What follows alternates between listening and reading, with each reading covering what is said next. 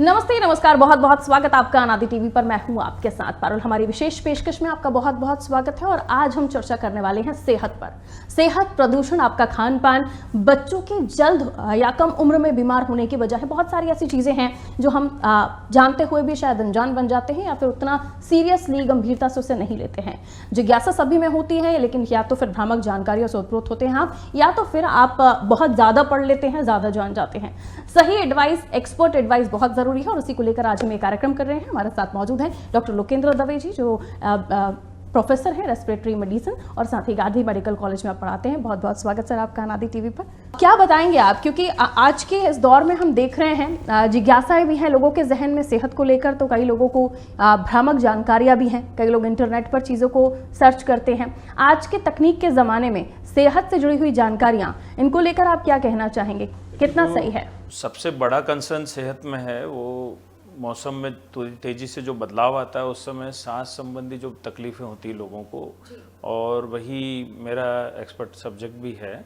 तो सांस संबंधी बीमारियों के बारे में मेरा ऐसा अनुभव है कि साल के तकरीबन 8 से 9 महीने लोग चिंतित रहते हैं। चाहे वो मौसम का बदलाव हो, बारिश का टाइम हो, सर्दी का टाइम हो, तेज़ी से मौसम में चेंजेस आते हैं, या बहुत सारे दूसरे ऐसे फैक्टर्स हो गए जो साल भर मौजूद रहते हैं, उसकी वजह से सांस संबंधी परेशानियां बहुत बढ़ रही है।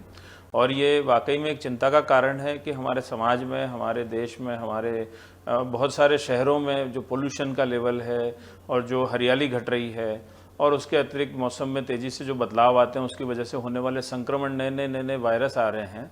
तो इन सब समस्याओं की वजह से निश्चित रूप से हमारे हेल्थ पर बुरा असर पड़ता है, और इसके बारे में जानना, समझना और सावधानी रखना वो हर व्यक्ति की अपनी खुद की जिम्मेदारी है, ऐसा मेरा मानना है। रेस्पिरेटरी डिसीज सर, इसमें क्या क्या आता है और इनको लेकर आपका क्या मानना है कि ये एक ही चीज़ से प्रभावित है, अलग अलग फैक्टर्स हो सकते हैं? देखिए, सांस संबंधी जो भी परेशानियां होती है, चाहे उसमें श्वसन तंत्र से संबंधित अगर हम बात करें तो सांस लेने में दिक्कत होना, या खांसी आना, बलगम ज़्यादा बनना, खांसी में ब्लड आना, या अन्य कुछ समस्याएं जो सांस से संबंधित नहीं हो लेकिन बुखार आना, और इस तरह की तमाम समस्याएं होती जिससे हम लोग डे टू डे प्रैक्टिस में हम लोग रूबरू होते हैं, और हमारे पास इस तरह के मरीज आते हैं। इन 4-5 सिम्टम्स के इर्द गिर्द सारी बीमारियां जो है हमारी होती हैं। उसमें चाहे तो आप मौसम के बदलाव संबंधी संक्रामक बीमारियां देख लें, या क्रोनिक जो इन्फेक्शंस होते हैं जैसे टीबी का इन्फेक्शन है, वो भी हमारे लिए एक कॉमन बीमारी है। उसके अतिरिक्त पोल्यूशन से, स्मोकिंग से रिलेटेड बीमारी है, अस्थमा, सीओपीडी की बीमारी। कुछ ऑक्यूपेशनल डिजीजेज हैं जो ऑक्यूपेशनल एक्सपोजर की वजह से सांस संबंधी समस्याएं होती है, तो वो बीमारियां हैं। फिर हमारी कुछ समस्याएं ऐसी होती हैं जो पर्टिकुलर कुछ सीजन में होती हैं, कुछ समस्याएं उनके पर्टिकुलर कुछ कारण होते हैं, और कई अज्ञात कारणों से होने वाली समस्याएं। तो ये मिला जुला पूरा जो स्वरूप है, मुझे लगता है हम सभी बीमारियों में इंसिडेंसेस बढ़ते हुए देख रहे हैं। और अगर हम बात करें सबसे जो भयावह बीमारी है, कैंसर की बीमारी जो बोलते हैं, जिसमें तो लंग कैंसर की बीमारी नंबर 1 कैंसर डिजीज है। अगर हम ओवरऑल पॉपुलेशन में बात करें, अगर मेल में कंपैरेटिवली, अगर फीमेल में और मेल में कंपैरिजन करें, तो मेल में हम बात करें तो उसमें लंग्स की बीमारी, कैंसर की बीमारी, वो सबसे ज़्यादा होने वाली बीमारियों में से है। तो इन सभी के जो कॉजेज़ हैं, अगर कॉजेज़ में हम एक नज़र मारेंगे तो साधारणतः हमको जो मिलने वाला एक बहुत आम कारण है वो बढ़ता हुआ पोल्यूशन है।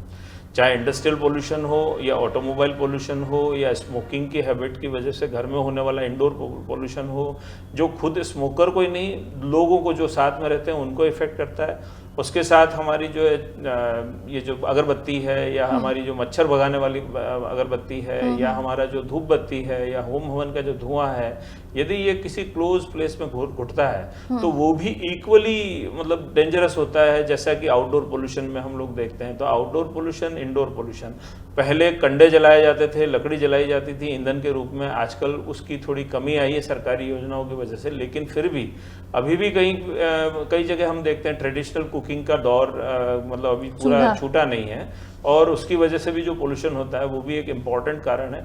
और नॉर्थ में हम लोग देखते हैं पराली जो जलाई जाती है, उसकी वजह से जो दिल्ली में इतना हल्ला मचता है, हर सर्दी में इतना प्रॉब्लम होता है, तो किसानों की जो पारंपरिक ये गतिविधियां हैं, इनकी वजह से भी पोल्यूशन होता है। तो पोल्यूशन एक बहुत इम्पॉर्टेंट फैक्टर है जिसमें दोनों तीनों तरह की चीज़ें होती है। कुछ टॉक्सिक गैसेज होती हैं, कुछ पार्टिकल्स होते हैं, और कुछ टॉक्सिक सब्सटेंसेस होते हैं जिनकी वजह से ये तमाम बीमारियां जो है वो मुझे लगता है पिछले 20-30 सालों में अगर हम स्टैटिस्टिक्स ही बात करें, सरकारी अस्पतालों में आने वाले मरीजों की संख्या की बात करें या ओवरऑल WHO के आंकड़ों की बात करें तो बढ़ता हुआ दिखता है हमें। एक सिंपल अस्थमा की बीमारी का अगर हम स्टैटिस्टिक्स की बात करें तो आज से 30 साल पहले एक आम पॉपुलेशन में, भारतवर्ष में 1 से 2% पॉपुलेशन में अस्थमा की बीमारी थी। आज डॉक्यूमेंटेड है ये कि 6 से 7% एडल्ट और 12 से 13% बच्चे उनमें अस्थमा की बीमारी है। तो ये एक एग्जाम्पल है हमारा। अस्थमा चूंकि कॉमन डिजीज है, लोग जानते हैं, इसलिए उसके बारे में मैं बात कर रहा हूँ। और ऐसी सभी बीमारियों में बढ़ता हुआ स्टैटिस्टिक दिखता है। और जो एक इम्पॉर्टेंट कॉज मैंने पोल्यूशन बताया, उसके अतिरिक्त अगर हम बात करें कारणों की तो हमारी जो डाइटरी हैबिट्स हैं उसके अंदर जो चेंजेस आए हैं उसकी वजह से हमारी इम्यूनिटी इफेक्ट होती है, वो बहुत बड़ा कंट्रीब्यूटरी रोल रहता है उसका एलर्जिक डिसऑर्डर्स और इम्यूनोलॉजिकल प्रॉब्लम में। इवन इनकी वजह से हमारी इन्फेक्शन से लड़ने की क्षमता भी कम हुई है बॉडी की। तो इन्फेक्शन के प्रति प्रोननेस जो है और एक lack of exercise, lack of yoga, lack of ये प्लस एक ओबेसिटी जो चाइल्डहुड ओबेसिटी है बच्चों में, वो एक बहुत बड़ा कंट्रीब्यूटरी फैक्टर है जिसकी वजह से ये बीमारियां बढ़ रही हैं। तो ये कुछ कारण हैं जिनका हम डिस्कशन कर सकते हैं, जिनके प्रति लोगों को अवेयर होने की ज़रूरत है कि जिससे हमारी आम जनता में बीमारियां बढ़ रही है और हम इनके प्रति अपनी रिस्पॉन्सिबिलिटी निभाएं। ये भी मेरा सोचना है कि हर आदमी को करना पड़ेगा, सरकारों से उम्मीद नहीं कर सकते हम। कुल मिलाकर देखें तो मेजर कारण जो है वो आपकी डाइट है, यानी आपका खान पान, आपकी दिनचर्या, और उसके साथ साथ ये प्रदूषण जिसने और बड़ा किरदार निभा दिया है। सेहत के मामले में हम देखें तो सर कई सारी चीज़ें हैं। पहले मैं जो पोल्यूशन के बारे में बात करते हैं, हम पहले उसी पर आते हैं कि पोल्यूशन से बचने के लिए लोग मास्क का उपयोग कर रहे हैं। आजकल और भी एडवांस्ड मास्क हैं। कोविड ने भी हमें सिखाया कि किस तरीके से हम अपने आप को बचा सकते हैं इन्फेक्शन से। लेकिन कितने समय तक मास्क पहनना है, क्योंकि कई सारे लोगों ने दिन भर मास्क पहने, उसके बावजूद भी उनको कोविड हुआ था। तो प्रदूषण से बचना कैसे है? इसमें मैं आपसे 2 तरीके से बात करूंगा। एक जो आप कर रहे हैं कि मास्क लगाना सेल्फ सेंटर्ड अप्रोच हो गई कि मैं अपने आप को कैसे बचाऊं। तो वो अपने आप को बचाना तो हर आदमी को जिम्मेदारी है, तो बचना ही चाहिए। लेकिन पहले हमें ये समझना चाहिए कि पोल्यूशन में कंट्रीब्यूशन से मैं अपने आप को कैसे रोकूं। हम पोल्यूशन कहाँ पैदा हो रहा है उससे समझें। पहला कर्तव्य कि हमारा बच्चा साइकिल पर नहीं घूमता है और हम उसको छोटे छोटे काम के लिए, पास में जाने के लिए पैदल चलना या साइकिल चलाना मोटिवेट नहीं कर रहे हैं। हम उसको एक स्कूटर दिलाते हैं। वो स्कूटर पे हर 4 बच्चे जा रहे हैं, 4 अपने स्कूटर पे जाते हैं। उनको जो शेयरिंग का सिस्टम है उसके बारे में हम कभी बात नहीं करते। जितनी संख्या हर घर में आज देख रहे हैं हम, 2 से 3 गाड़ियां आम तौर पर मौजूद रहती है और एक मिडिल क्लास फैमिली में भी कम से कम 1 गाड़ी हर घर में है। पब्लिक ट्रांसपोर्ट सिस्टम इतना अच्छा नहीं है हालांकि, लेकिन फिर भी जो है उसका उपयोग हम नहीं कर पाते हैं। तो ये तमाम चीजें हैं जिनका, स्कूल बसेस में जाना, कई बच्चों को स्कूल बसेस में होने के बावजूद उनके पेरेंट्स जो है अलग से गाड़ी में छुड़वाते हैं या छोड़ने जाते हैं। ये छोटी छोटी चीजें हैं जिनसे हम कंट्रीब्यूट कर रहे हैं पोल्यूशन में। दूसरा एक इम्पॉर्टेंट जो कॉज है पोल्यूशन का, वो कंस्ट्रक्शन हैबिट्स हमारी जो है, हम गाइडलाइंस का पालन नहीं करते हैं। जगह जगह रोड खुदे हुए हैं, जगह जगह बिल्डिंग्स जो बन रही हैं, जगह जगह सीमेंट का काम तोड़ा जा रहा है, बनाया जा रहा है, पेड़ पौधे काटे जा रहे हैं। ये चीजें जो है जिनमें हम अपना इंटरवेंशन कर सकते हैं। एक आम आदमी भी उसमें अपना कंट्रीब्यूशन कर सकता है। तो ये एक इम्पॉर्टेंट फैक्टर है। दूसरा, ऑटोमोबाइल का जो है एक जो सरकारी योजना है, 15 साल बाद जो है आपको रिन्यू कराना है लाइसेंस अपनी गाड़ी का, लाइसेंस नहीं, ये जो रजिस्ट्रेशन, उसका पर्पज यही है कि पोल्यूशन करने वाले वाहनों को फिर कंडम घोषित किया जाए। हमारे यहाँ 25-25, 30-30 साल पुराने वाहन चलते हैं, उनकी वजह से बहुत धुआं होता है। तो वो भी एक आम आदमी की अपनी जिम्मेदारी है कि मैं अपना पोल्यूशन की वजह से कितना, एक सही ईंधन यूज नहीं करना, गाड़ियों की सर्विसिंग नहीं कराना, ये भी इम्पोर्टेंट एस्पेक्ट है जिसको हर आदमी को अपने एंगल से सोचना चाहिए कि मैं पोल्यूशन में कंट्रीब्यूशन कर रहा हूँ और ये मेरी अपनी सेहत नहीं, अपने आने वाले बच्चों की और अपनी पीढ़ियों को बहुत गलत चीजें देकर जा रहे हैं। दूसरा जो इम्पोर्टेंट एस्पेक्ट, मैंने जैसे पेड़ पौधों की बात की, तो निश्चित रूप से पेड़ पौधे, डॉक्यूमेंटेड है, साइंटिफिकली रिसर्च होकर प्रूव हो चुका है कि पोल्यूशन बढ़ता है यदि पेड़ पौधे घटते हैं। तो पेड़ पौधों का रखरखाव, पेड़ पौधे लगाना, पेड़ पौधों को बड़ा होने देना, पेड़ पौधों को मतलब पनपाना, अपने परिवार के सदस्य की तरह उनको रखने की टेंडेंसी, ये हमें खुद भी सीखना चाहिए, अपने बच्चों को भी सिखाना चाहिए। आसपास में जितने एरिया है जहाँ पे वन का एरिया है या जहाँ पे बाग बगीचे हैं वहाँ अतिक्रमण हो जाते हैं और उनमें कुछ और एक्टिविटीज हो रही होती हैं, तो उसमें भी आम आदमी का अपना कंट्रीब्यूशन है कि जिसको वो कर सकता है। तो ये प्रोडक्शन ऑफ पोल्यूशन के बारे में मैंने बात की आपसे। ऑटोमोबाइल के अलावा जो इंडस्ट्रियल पोल्यूशन है तो वहाँ भी प्रॉपर गाइडलाइंस हैं। माइंस हैं जहाँ पे खुदाई वगैरह होती है, कुछ पत्थर की खुदाई होती है, रेत की खुदाई होती है, रूल सभी जगह तो सभी जगह नियम बने हुए हैं, लेकिन नियमों का पालन करने में ही हम लोग कोताही करते हैं, जिसकी वजह से समाज भुगतता है, हमारे बच्चे भुगतते हैं। तो ये एक एस्पेक्ट हो गया। दूसरा, आपने जैसे खुद को बचाने के लिए बोला, तो खुद को बचाने के लिए मास्क है, मास्क नहीं हो तो डबल लेयर का गीला करके रुमाल बांध सकते हैं हम। हेलमेट लगाते हैं तो हेलमेट पूरा कवर्ड जो हेलमेट आता है वो लगा सकते हैं, जिससे कि हम डायरेक्ट उसमें एक बैरियर बना लें अपना, कि जो हवा जा रही है हमें उसके अंदर जो पार्टिकल्स हैं, धूल के कण हैं, उनसे हम अपने आप को बचा सके। धूल के कण यदि अंदर जाते हैं तो नाक से डिपॉजिट होना शुरू होते हैं, गले तक डिपॉजिट होते हैं और ऊपर की सांस नलियों में डिपॉजिट होते हैं। तो शुरू में जो तकलीफ होती है वो नाक की प्रॉब्लम, इरिटेशन, एलर्जी, नाक के इन्फेक्शन, गले में इन्फेक्शन, गले में खराश रहना, कफ ज्यादा बलगम बनना, और जो सांस नलियों में जो सूजन की समस्या है, ये लोगों को आम तौर पर मिलती है। हमने देखा है खराश लोगों को होती है तो बहुत लंबे समय तक ठीक ही नहीं होती, वो कुछ भी दवाई ले लें। इसका आम कारण जो मुझे समझ में आता है वो स्मोकिंग हैबिट अगर नहीं है किसी व्यक्ति को, तो दूसरा जो कारण है वो पोल्यूशन है। पोल्यूटेड एरिया में व्यक्ति अगर रहता है, शहरी जिन्हें स्मोकिंग की हैबिट नहीं है वो भी कहीं ना कहीं लंग्स की बीमारियों से पीड़ित। देखिए, स्मोकिंग आप समझ लें कि जो पोल्यूशन है वो एक तरह का स्मोक ही जा रहा है हमारे अंदर। और अभी सर्दी के मौसम में स्मोक जो होता है, जिसमें डस्ट होती है, टॉक्सिक गैसेज होती हैं, पार्टिकल होती हैं, वो ओस की वजह से और हैवी हो जाता है पार्टिकल। वो ऊपर भी नहीं उठता, धूप निकलती नहीं है तो हवा में ऊपर नहीं उठता है, तो लोग उसके अंदर जो है और ज़्यादा बीमार होते हैं। इसलिए सर्दियों में स्पेशली गाइडलाइन जारी की जाती है कि लोग आउटडोर एक्टिविटी रेस्ट्रिक्ट करें, क्योंकि इसमें स्मॉग कहते हैं। Smog is a mixture of fog and smoke. तो इनका मिक्सचर जब बन जाता है तो वो और ज़्यादा टॉक्सिक होता है, अपने शरीर के लिए बहुत ज़्यादा नुकसानप्रद होता है। उससे हमें साधारण जो नॉन इन्फेक्शियस डिजीज है वो भी बढ़ती हैं और इन्फेक्शियस डिजीज होने की भी संभावनाएं बढ़ती हैं। तो इस और मैं आपसे और एक अर्ज करूंगा कि रेस्पिरेटरी के अलावा स्मोक की एक्टिविटी की वजह से हमारी हार्ट की बीमारियां, फेफड़े की अलावा जो दूसरे अंग हैं जैसे न्यूरोलॉजिकल डिजीजेस हैं, इनका भी डॉक्यूमेंटेशन है कि ये बीमारियां भी इस सीजन में इनकी वजह से बढ़ती है। तो ओवरऑल हमारी सेहत के लिए इस मौसम में आउटडोर एक्टिविटी बहुत घातक होती है और उसके लिए हमें थोड़ा अपना रेस्ट्रिक्टेड आउटडोर एक्टिविटी करनी चाहिए। इंडोर हम अपनी एक्सरसाइज वगैरह करना है, कुछ भी करना है तो नॉन वो इंडोर कर सकते हैं। बच्चों को कैसे बचाएंगे? माँ बाप तो धूप में बच्चों को खेलने के लिए भेजते हैं। देखिए, बच्चों को खेलना कूदना उसके लिए मना नहीं करना, लेकिन जब एक्सट्रीम कोल्ड एनवायरनमेंट होता है तब हम बाहर निकलने से बच्चों को और बड़ों को दोनों को मना करते हैं, क्योंकि बच्चों और बड़ों की दोनों की इम्यूनिटी वीक होती है।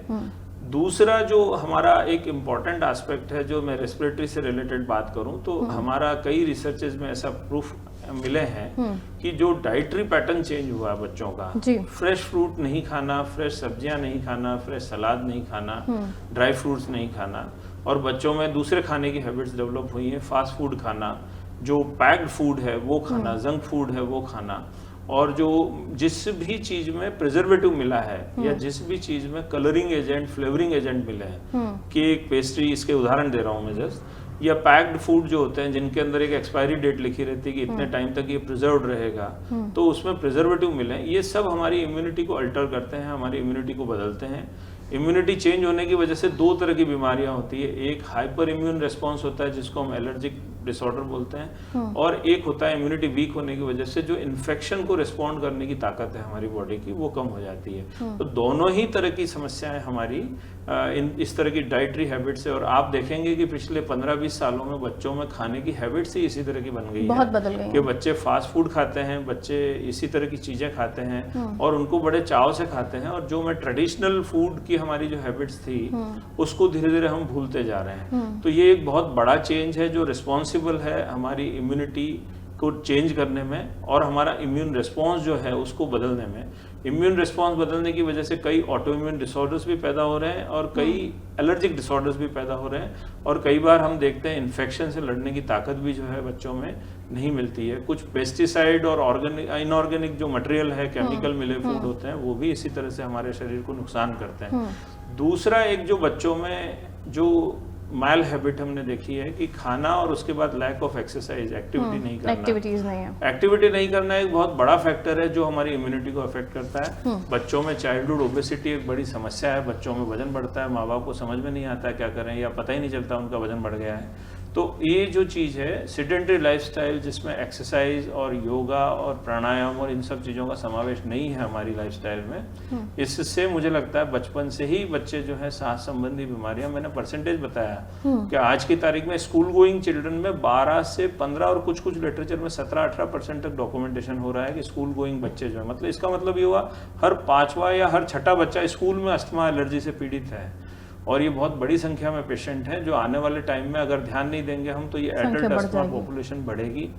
इन एडल्ट अस्थमा पॉपुलेशन में अस्थमा अपने आप में एक बीमारी नहीं है, वो बीमारियों का जंजाल है पूरा।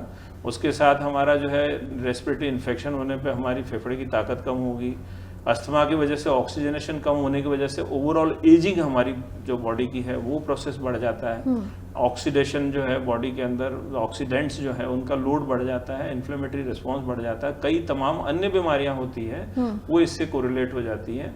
और इस तरह से हमारी जो समस्या है वो मल्टी डायमेंशनल है।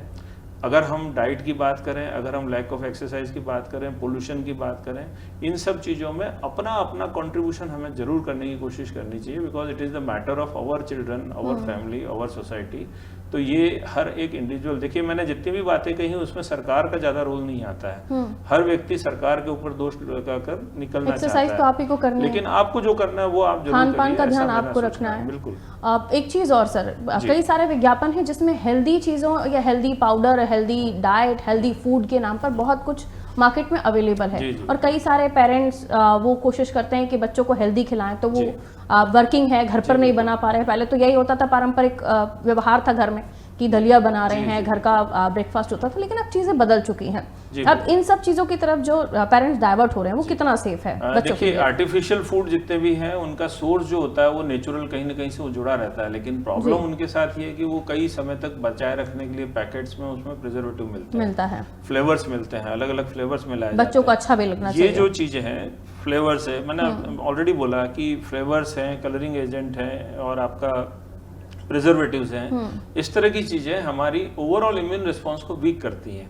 हम नेचुरल चीजें जो हमारे यहाँ खाई जाती हैं, मोटा अनाज है उसके अंदर फाइबर रहता है, उसके अंदर प्रोटीन रहता है, आपके ड्राई फ्रूट्स हैं, इनके अंदर एंटीऑक्सीडेंट, विटामिन प्रचुर मात्रा में उपलब्ध हैं। कुछ नॉन वेजिटेरियन लोग हैं उनके लिए भी डाइटरी ऑप्शंस हैं जो आपको हाई प्रोटीन देते हैं, लेकिन हम फिर भी अट्रैक्ट होते हैं एडवर्टाइजमेंट के चक्कर में या किसी चीज़ के।